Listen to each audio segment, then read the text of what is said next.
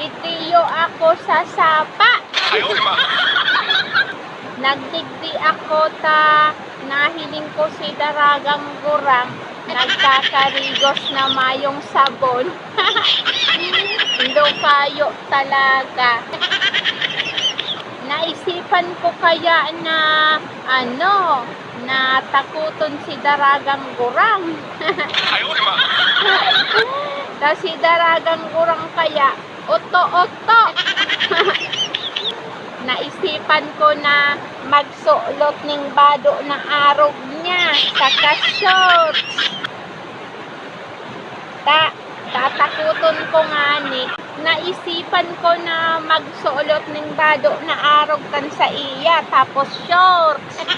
Maray nani ta ikwa ako kaini yung bado na arog kainiyo na parehas kami. Pero dain niya na iniyo magigirong doman. Halinaman niya na niyo sa kuya na tinao. Sinuulot ko iniyo para takuton ko siya. Aarogon ko ang sa inyang katauhan. Para maisip niya na nahihiling niya ang sadiri niyang multo. Para maisip niya na nahihiling niya na ang sadiri niyang kaluluwa. O kaya para maisip niya na nahihiling niya ang sadiri niyang impakto. Hahalion ko ang sakuyang hikaw. Tas si daragang gurang mayo kaya yan ng hikaw. Tatanggalon ko niyo. Tapos ini yung salasing-singkaw. Tatanggalon ko iniyo. Tamayo masang salasing-sing. Aray ko. Tapos ang buhok na nakaarog ka niyo permi. Daima naguhugay. Nakaarog ka yan. Arog ka yan. Kaya kung ano ang sa iyang gigibuhon, gigibuhon ko man, aarogon ko para isipon niya na nahihiling niya na ang sadiri niyang multo.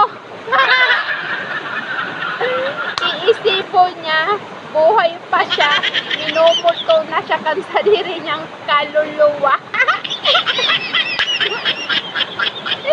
Utos siya ha. Utos siya. Ako. Nanahiling ko sa sadiri ko. Ilo kayo kaya iyan. Manamukon man didiyo. At gayon-gayon ko na didiyo. Manamukon. Ginagalatol na ako didiyo. Ay, kung sinasiguro ninyo ko, mahilig ko sa sadiri ko.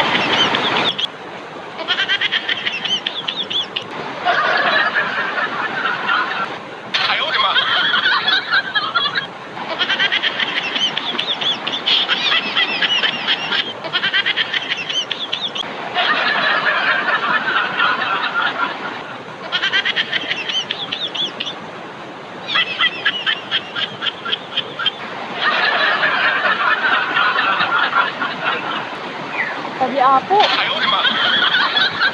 Nahihiling ko ang sadiri ko.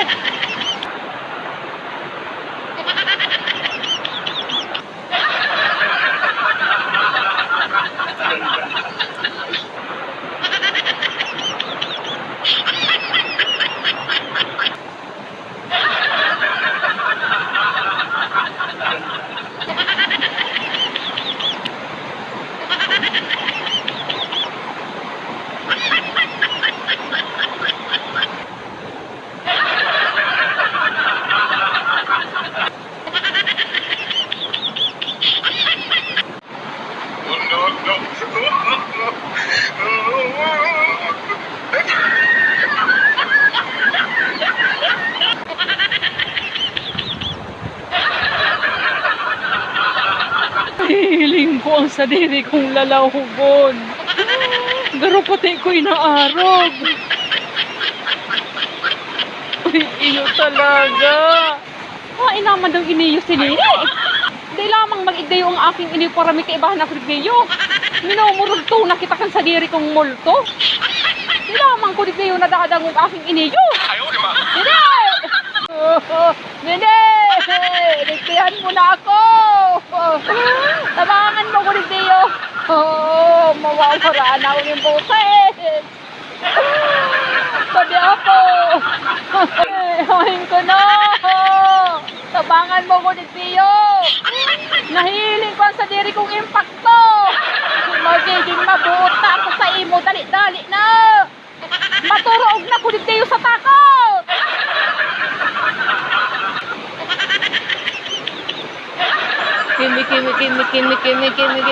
Kimi.